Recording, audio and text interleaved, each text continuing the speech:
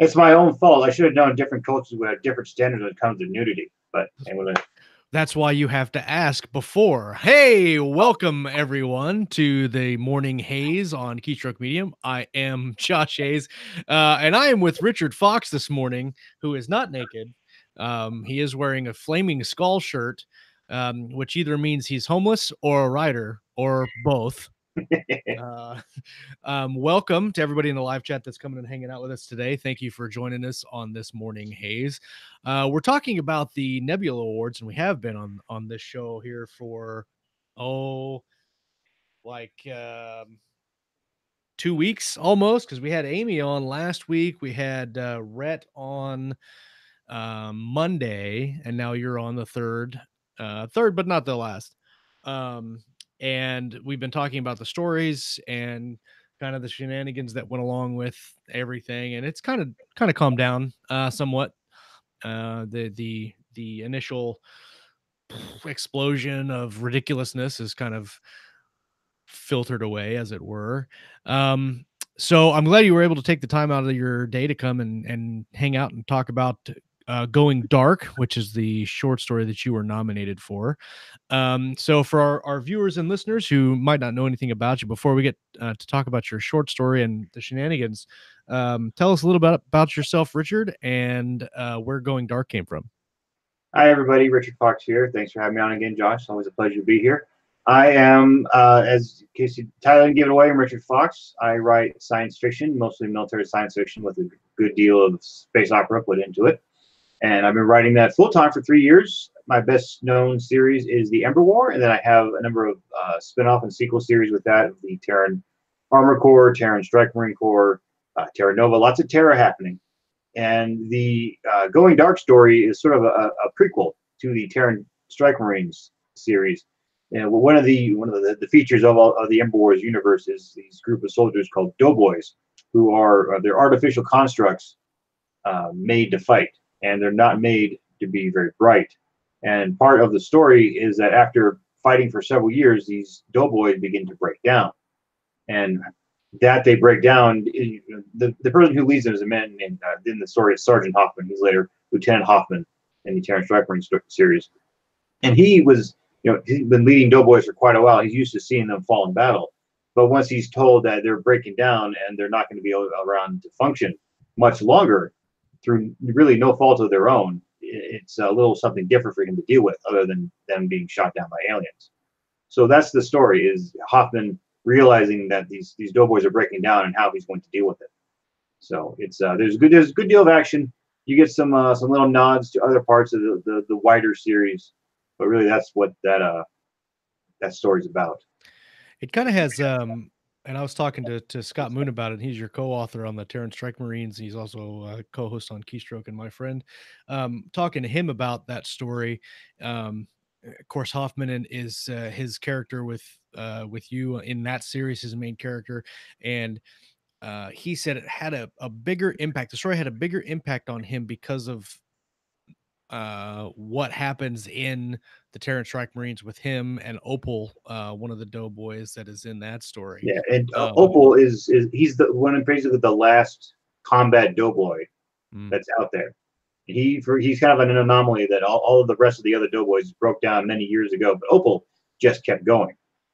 So, and him and Opal and Hoffman are basically inseparable after many years of serving together. It's kind of like the Energizer Bunny of doughboys. That's it. Did it say again? It's kind of like the Energizer Bunny of doughboys. Yeah, that's a good one. Going and going. It keeps on going. Yeah. So you wrote the story. It was included in the Backblast Area Clear anthology by J.R. Hanley, as kind of like hey, you can pick up this anthology and find some short stories in already established or going to be established universes. I had a story in there. So did Michael Cooper and C.J. Corella and a few other people. And then it got nominated for a Nebula, which congratulations for that. That's very awesome. Tell us about your feelings there, where you got that phone call and hey, your story's up for a Nebula. Yeah, it was a real surprise. It's someone had suggested to me, hey, do you want to put anything up there to see if people would be interested in nominating it? And I was kind of like, what do I even have I got that short story that made Ellen Campbell, who a friend of the show, a very hard woman. She'll cut you if you're not careful. It's true. But reading the story, she said she got a little misty. So I'm like, well, if they got Ellen to really kind of move her, maybe it's good enough for other people to like too. So another writer suggests why don't you put it up on the Science Fiction Writers of America forum and see if other people will read it. Maybe they'll like it too. Other authors. All right, fine, I'll do that. And it kind of got trending a little bit on those forums. It's very and I'm looking back that post I made where, hey, come read this story. It's about this. It had more views and comments than any other short story that was listed there. So I guess that's kind of how it got more attention within the science fiction writer community, with people who had seen that story listed on the board and then liked it. So, but no, getting on, it was a surprise. I just didn't ever think it would happen so much. It's because the Nebulas, you look at recent years, and it's some of the stuff that gets nominated, gets won. It's kind of like, I've never heard of this sort of story, and it's more the because like it's the Science Fiction Writers of America choosing amongst themselves. So Right. You're going to have something that really appeals to just to other writers. It's more like kind of like the Oscars of writing. So you look at the stuff that was nominated for the Oscars, and a lot of the movies you're going, what? I never heard of this. Was that even in the theater? What's it about? That's not about Moonlight at all. It's that sort of thing. So it's but the stuff I write, I mean, I like to do things that my readers really like, and we as writers, we'll have our own little proclivities of like, no, like this, the best story of all time was in this tiny little anthology that really spoke to me, and is so kind of esoteric that the average reader would be like, I don't even know what the hell happened in that story. So right. So I like to think I'm more of a mass market appeal kind of to as far as my writing, but for other authors to go, no, that was really good. It's like, oh, thank you, because my readers have said they liked it, and a lot of people who listened to the story, they said it was a real gut punch. I'm like, well, that's supposed to be a gut punch, that was the whole point of that story. So no, it was good, and it was kind of a real surprise that it's that other authors had said, hey, that story is above average, and we think that may have been the best ones. You say it's that the Nebulas and even the Hugos, which is another science fiction award. Those awards typically go to books that are not military sci-fi. They're usually like high concept, character driven type stories that are not typically military sci-fi. Military sci-fi is a very it's a commercial, very commercial genre, but when it comes to like awards, it's typically it's kind of like the Oscars, like you mentioned the Oscars. A lot of the movies that we watch and we like typically aren't nominated for Oscars because they aren't like high concept. I can think of the last one that I thought deserved an Oscar was like Saving Private Ryan, right? Where you're like, Right. oh yeah, you watch that movie and you're like, holy crap. Oh yeah. So it's interesting, and I'm glad that our chosen genre is kind of moving into those circles where there's becoming now a big enough audience and a big enough pool of writers that do that, and then I like that kind of story that we can kind of edge into these. Yeah, well, last year at the softball conventions, Data Guy, whose name I can't remember, who's known for being a data guy, did a presentation where he broke down all the categories of sci-fi on Amazon, and military science fiction was the #1 selling subgenre. Second to that was space opera, and then it gets into your more action adventure, etc., etc. So right. So like when I set out to do the Ember War, I said I'm going to just do a Michael Bay movie in space with marginally better dialogue, and pretty much did that. I mean, I think people deride Michael Bay a lot about some of the things, aspects of his movies, but man, do people love going to see him. I remember like 2014, he had one of the Transformers, I forget which one it was, but it was the most profitable movie on planet Earth in that year. I mean, Michael Bay knows what he's doing, and then he made the fifth movie and kind of forgot he made the previous four. It's gonna, I don't know. That was kind of, I don't know what happened there exactly. Well, the thing I like about Michael Bay movies is you don't have to be a genius to watch them. You can just watch them to, and you don't have to look at any like interesting subtext to glean anything out of the movie. You can just wow, explosion, Yeah, witty dialogue here, some gunshots, and you know, it's I think maybe the one movie that I think he's done that had a little bit of a subtext to it that really wasn't huge was The Island, and not a lot of people saw that movie. It was Ewan McGregor yeah. and I saw it, and when I was watching it, I kept thinking about an old Mystery Science Studio 3000 show. I don't know if you've ever seen that. They lampooned a movie. I think it was called The Colony. yeah, Is the exact same plot. right. The exact same plot, and Michael Bay somehow. I mean, that okay. It's really meta that Michael Bay would go to a movie that Mystery Science Theater 3000 destroyed and say, let's get that idea. There we go. Get that. Yeah, Oh, Scarlet. I've got something for him. Yeah. yeah, exactly. Well, I mean, but it's like Mission Impossible movies, right? Like you make a crap ton of money on a Mission Impossible movie, and you just watch it for Tom Cruise running really fast and jumping over Yeah. buildings But and you know, and trees. those movies deliver. And the last one, Fallout, was amazing. Oh, That was Fallout was so amazing. great. Yeah. It was an amazing, but I mean, would that movie ever win an Oscar? No. No. No.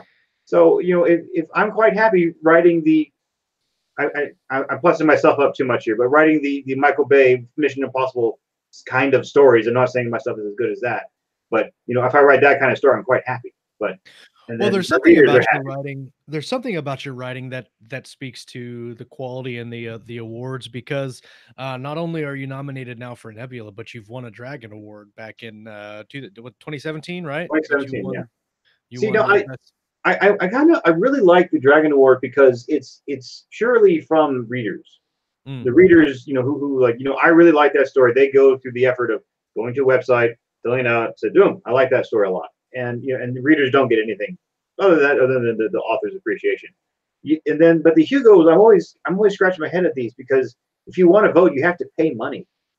Like mm, if you're going to the convention, I guess that's one thing. But if you have, I think it's $35. It might be wrong in your pocket, and like I really want to vote for this book, you can go pay $35 for that, and it's just kind of like why? I don't know.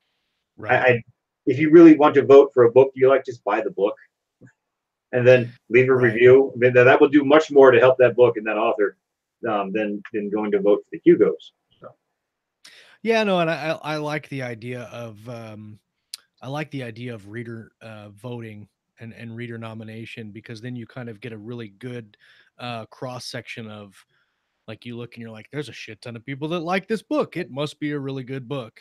yeah, So I think that's a good way to do it. And I'm not sure about on the Nebula. I know that you have to be a SIFWA member to nominate, right. but do you have to be a SIFWA member to vote on the final ballot? Yes. Yeah. To Okay, vote, you had to be in software. You don't have to be a member to be nominated, but to right. nominate and vote, you had to be in SIFWA. Interesting. Oh, this is my first year being in SIFWA, so Yeah. actually I just got my first re-up notification in the email Gotcha. this week. So, um, well, we talked about the short story a little bit and kind of a little bit of the series that went along with it, but there was also some drama that happened when the list first came out, and I talked about that with Amy Duboff. She was on the show last week, and she took a lot of flack for that. And then Rep Bruno, who was on the show on Monday, he didn't really get much flack at all, and he kind of went under the radar a little bit, and I don't know why that is. It could be a number of things. I would not dare to speculate. You, on the other hand, also didn't get a lot of flack for the award. Your name didn't really get brought up, and so I'm wondering if you think that there's a reason for that, or what were your thoughts in general on everything that Well, happened? it's a lot of it stems from like there was this notion that somehow there was a slate passed around a group of authors and that they all just went and voted for their thing. And there are 1,000. There's almost 1,900 members of sign of this of SUFWA. And the people that they thought had somehow banded together to do log rolling and quid pro quo nominating, which they had zero evidence of this, but that this is actually how voting happened. The members of the 20 Books to 50K organization, which is an amazing organization that helps authors daily through their Facebook page and through their 2 or 3, I think they're cutting it down to 2 conventions per year, which they put on for science for writers, not just sci-fi.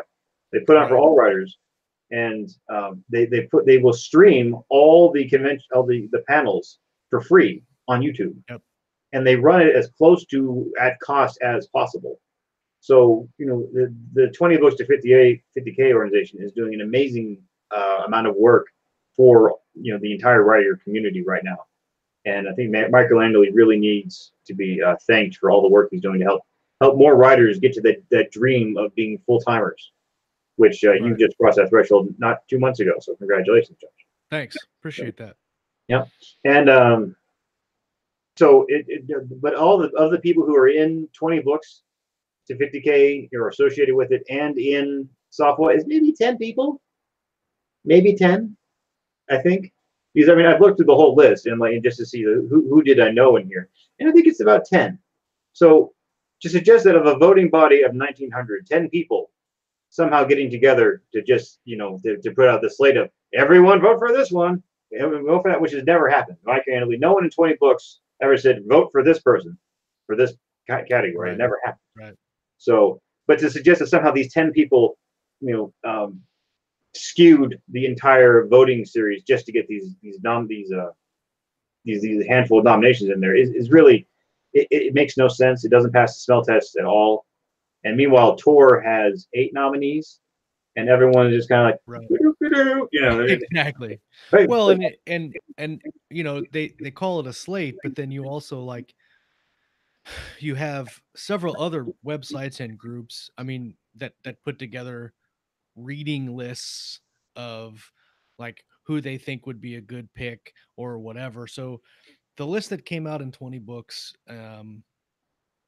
it was a list, but it's not like the 20 Books group was the only Facebook page or the only website that put out a suggested nomination or suggested reading list for the whole thing. And even Software had its own reading list on their website, so where everyone could go and say, "Hey, put your book up here if you think because I don't think you can really expect every science fiction member of Software to read every short story that came out in 2018 and every novel and every movie. So people can cull the field a little bit, say, "Hey, look at these 20 short stories that had a real impact on me." Okay, there we go. There's been a bit of a filter there. So it's just not reasonable for people to look at every single short story that ever came out. So. And have you got, there was obviously a lot of people that read the short story to get it nominated. Have you had a lot of feedback or conversation now that it's been nominated and it's been out there for people to read? What's the feedback on it like? It's from other writers. I had people say, "Man, really know how to write." I'm like, "Oh, thank God." It's like, good. Yeah, it's I've gotten that from other writers, and then and then other people they comment it's a real emotional story. Like, well, okay, good. So it's great that people kind of like it. So I've not had anyone else say this is a bad short story. Why? How the hell did this get nominated? I don't think anyone has said that about any of the works. So anyway, I don't know what the problem is. And you look at it all, it's kind of why is this even an issue? Do we not have real problems? Right. Yes, we do. And that's the crazy thing. And what's funny to me is one of the comments was whoever was commenting is like, "I've never heard of these writers. I've never heard of this person or that person. I've never seen them out and around, or I've never read any of their books or even knew that they were an author or something." And what's interesting about that is there are but there are interesting people there. Who Tom Clancy is, right? Because he's got books and movies, and everybody knows who Michael Crichton is. Just generally speaking. But generally speaking, people might not know who Robert Jordan is, or and people would know who Stephen King is just because he's such a big icon. But like Brandon Sanderson, nobody knows who that. You could walk up to a person on the street, say, "Who's Brandon Sanderson?" I don't know. Well, he makes a gazillion dollars writing books, and I don't know any of the other people. Like the only people I knew on the list were people that I have talked to personally. But anybody else, I don't know who they are. And so the whole I don't even know who that person is like, I mean, I don't know who you are, but does that mean that you're any less of a writer because I don't know who you are? No, it's just that I've got I've got my own little area where I write and like to read, and I don't know who you are. So it's that metric is kind of funny to me that they're basing that they're I don't know who they are, so why are they on this list? You know what I mean? Yeah. Um, I first of all, I think it's cool that you've been nominated for these two awards in not quite consecutive years, but on the same um, universe. The Ember War universe as a whole has now been nominated. One once, nominated twice, and it says something about your universe. It says something about the characters. You just wrote and published Ferrum Corday, which is the final book in the Iron Dragoons spin-off series, and then you and Scott Moon are working on the final Terran Strike Marines book, and then you and I are working on the final Terra Nova book, Hales War. And those two books that are being worked on now will round out this season, this generation of the Ember War, and that you've got some other projects going on. Do you want to talk about a little bit about what you got going on this year and kind of your plans? I know you did a kind of a live update on your Facebook group the other day, but for our audience, would you share what you got Sure. going on? Yeah, it's finishing up the fifth book of Terran Strike Marines Gauntletons, and that is, we Cod should probably, mittens? yeah, God Mittens. I got to get that on more bumper stickers. But so that is kind of like season 2 of the Ember War is really Terran Strike Marines and Terran Armor Corps mixed together, and we should probably get on and talk with Scott about how doing that worked or didn't work at times. Yes. So, and then volume 3 will be in 2020, and that's going to start off with the tentative title right now is the Ibarra Crusade, and Nice. and then we'll finish up with Terra Nova in the next couple of months here, and that'll be good because that I love having complete series because they're easy to market, and everyone is happy when they know the series is done, so they're not like sitting there for years going, "Where's my book?" And the author's like, "I can't hear you." That happens. And so no, but so I'm going to get Gauntletons done. Then I'm 90% sure I'm going to do a prequel story to the Ember War called Till Valhalla, which is set in Australia during World War III, where you have Atlantic Union armor is fighting against the Chinese, and it's going to be an armor on armor fight. And it's not going to. Now the thing about prequels is a lot of times no tension. Right? Let's say I did this prequel and I have the Iron Hearts in it, okay? And if I have Elias, Bodil, and Kalen, who they were throughout the whole Ember War first saga, and if I have them in it, they're going to make it to the end of the book because they're in Ember War. So it's just kind of like, oh, they're in trouble, they're getting shot at. Yeah, that'll be fine. So now, or if I have Elias, Kalen, Bodil, and a fourth Iron Heart, people are going to be like, oh yeah, he ain't making it, So when he or she gets killed, it's like, oh, surprise. So no surprise there. So that's the thing about prequels is that you can have no tension. So what I'm going to do is you will see some familiar faces, but it's not going to be about familiar faces. So like it's in Australia. Would anyone be surprised if everyone's favorite Australian feisty sniper shows up at some point? I don't think anyone would be surprised if she shows up at some point. So, and but then after I'm going to finally, my readers have been so patient with me. I really appreciate them. Go and do books 3 and 4 of Albion Lost, the Exile Fleet series, and then I will do another Ember War prequel called The Fall of Earth, which is just when the Zorros show up and bad things happen. So I would need lots of red shirts being readers who I put into my books and then murder in the book. If the FBI is watching it in the book. So the fall of in the book. So the Fall of Earth would be between what, like the first couple of chapters or even the first prologue of the Ember War and like the first chapter, right? It's like chapter 2 or 3, because like when the Zorro show up and wipe out Earth is not, you get reference to it and you kind of see the aftermath, but you don't see the act itself. And I did that for reasons of kind of mostly for pacing, because Right. if you read the Ember War, there's this fleet that's supposed to go to Titan instead of a colony. There's an engine malfunction, and they pop back. It's 30 years later. Yep. Earth is wiped out, and Spoiler alert. it's the first couple of chapters. You read the book, you'll love it. So, so I didn't want to put in the Earth getting wiped out, because I just wanted to have a little bit of kind of like, wait, how is this working? I wanted to keep the reader engaged, so I didn't show that. So because otherwise, when Hale and his team get back to Phoenix, if the reader knows there's no one there, and the Hoff and Hale doesn't know, it's kind of like, there's no tension because the reader knows. Right. So I like to keep the characters and the readers about the same knowledge level. It really helps with the suspense. So that's just me. No, and I thought it worked out really well, and actually it's a really good uh whiplash to like, do what, like what happened, because I thought we were going this way and then it went like way over here this way, and it was a really neat, I thought, twist in the book. And What and they I tweet? listened, Yeah. yes, Yeah. and I mean, I started listening to the Ember War back in must have been 16 probably. 16, yes, that's right.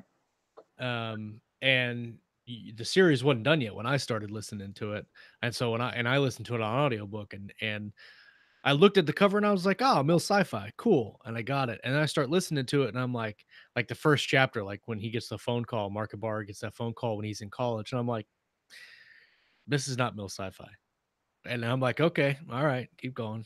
Keep going. And I was like, and I was like, he's a genius. Yeah, yeah. It's pacing. I tell you what. I mean, I don't brag about my prose. I don't brag about my characters. I don't brag about my dialogue, but my pacing. I think I'll hold my pacing up to anyone. So, yeah. Nice. But no, Well, the fall of Earth. That's gonna be a sad story. So it's not gonna be fun, but it'll be entertaining. I've read the first two Albion Lost books. Very, very well done, and I like where the story was going. I'm eager for the other two to come out. Any plans? I mean, you've got a whole bunch of time this year, so you've got that. You've got Fall of Valhalla.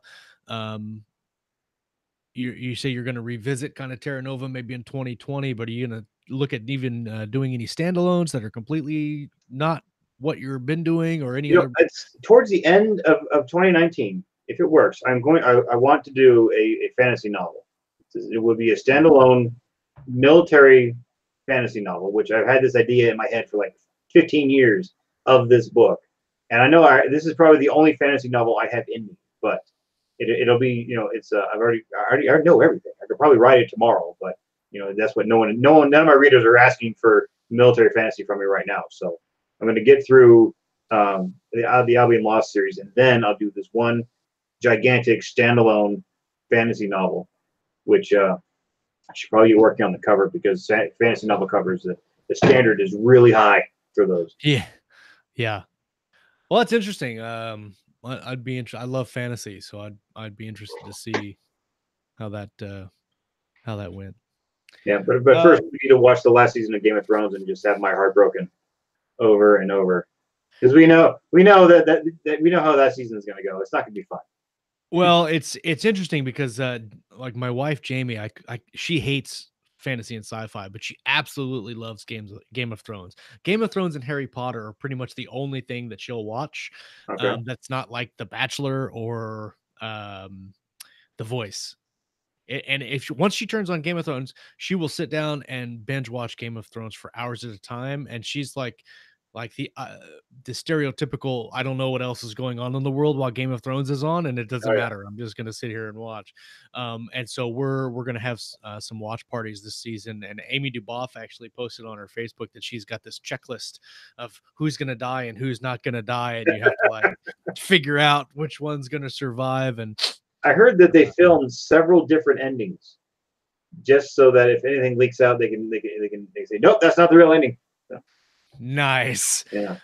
The actors don't really know. Nobody knows what the real ending is except for the editor. I can't wait. They've been saying for a while that it's going to be bittersweet, and not everybody's going to be happy with the ending, but it's probably going to be one of those endings where it's. I just hope it's not like Lost, where they wake up and it's a dream. But I'm hoping it's going to be one of those endings where it ends and the end credits start, and you're like, Yeah. and you just sit there for 15 minutes in silence, and Yep. so only a couple more. What? Like a month and a half, almost probably. Oh, April good. 14th, I think, is when it comes out. There we go. Right on tax day. Yes. Right. All right. Well, let me look through the live chat and see if there's any questions. I didn't see any come through, but I'll just double check here I have really not quick. been monitoring chat. Chat, I love you, but I have not been seeing what you say. Let's see here. I've got it on my phone. That way I don't have to break my neck to. There's a couple people that said they would read a Fox fantasy. Anon says that. Okay. Nathan Heisted's excited. Okay. Rick says he's doing a fantasy anthology. Anon says Keystroke Medium. Can Richard settle this? Alita or Captain Marvel or AK or AR? I'm not sure what the AK or AR is, but Alita or Captain Marvel. Well, I haven't seen Captain Marvel yet. I loved Alita. I thought it was extremely well done. Not for kids. Definitely not for kids. So, but no, Alita. I loved it. I did if you go over to my Richard Fox author page, you can scroll through that, you'll see the review I put up there. Very well done. I mean, I was worried that there could be that uncanny valley with Alita being mostly so digital, but never happened. I mean, I was just like, I never stopped to think, oh, she's digital, not once. So it was very well done. I loved Alita. As far as Captain Marvel, let me see it first, and I'll give you anything. The AKAR thing is the AK-47 versus AR-15. Which do you prefer? Okay, well, an AR-15 is going to have a smaller caliber, and is going to be your single shot per trigger, versus an AK-47 is your full auto 7.62. So if you're going to be in a war, bring the AK. But if you're for a home defense, and hunting, your ARs is fine. So, but it depends what you need and with the proper tool. As far as AKs, it's they're good enough for peasants to not break. So versus an AR, you need to have some skill. Daedalus says he just finished Wings of Redemption yesterday and really enjoyed it. Thank you very much. Let's see here. Thanks for reading. Glad you liked. Lauren says Josh looks like he's drinking Black Rifle coffee, getting that extra spark. This is actually Folgers Classic.